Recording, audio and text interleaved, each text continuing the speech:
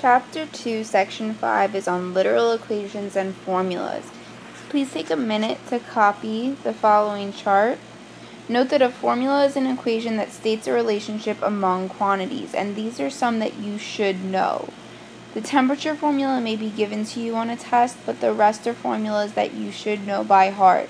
Make sure you know what the variables stand for, and make sure you have memorized what the formulas are in case you need them.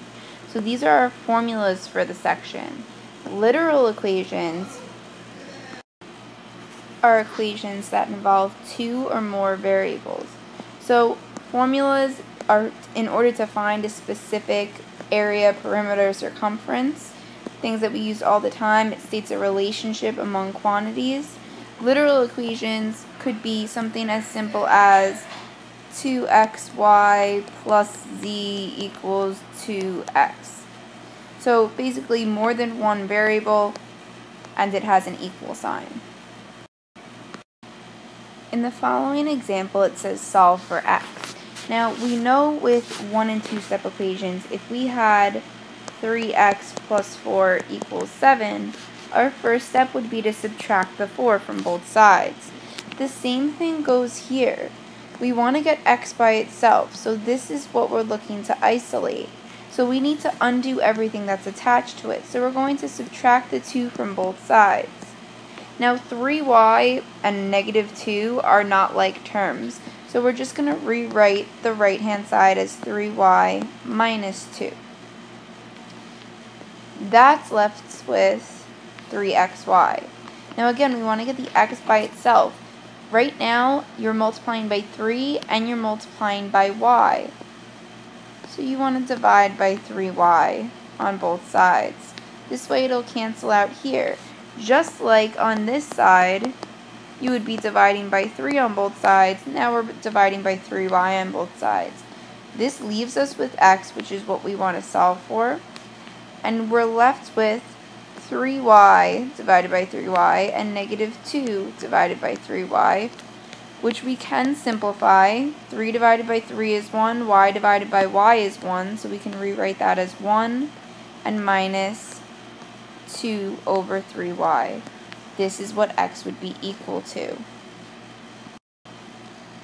Similarly, if you were given a formula such as the area of a triangle, in which the formula is A equals 1/2 B times H, and the question may ask you, solve for B, or get B by itself, or isolate B, or solve in terms of A and H. So solving for B in terms of A and H is the same thing as saying just solve for B. So we have our initial formula, and we want to get B by itself. Well, right now, we're multiplying B by H, so we can divide both sides by H so that it cancels. Now we're left with A over H equals 1 over 2 times B. The opposite of multiplying by 1/2 is dividing by 1/2, which is the same thing as multiplying by its reciprocal. So here this cancels and we're just left with B. And on the left-hand side, 2 times A is 2A, 1 times H is H, and this would be our final answer. We solved for B in terms of A and H. Trying one more example, let's solve for Z in terms of X and B. So we want to get Z by itself. So let's start with subtracting 3x from both sides. It cancels on the left and leaves us with 1/2 Z times B equals 2x minus 3x. They have the same variable. They're both being raised to the first power, so they're like terms. 2 minus 3 is going to give us a negative 1x. Now, we're multiplying by b, so we want to divide both sides by b. That cancels that out.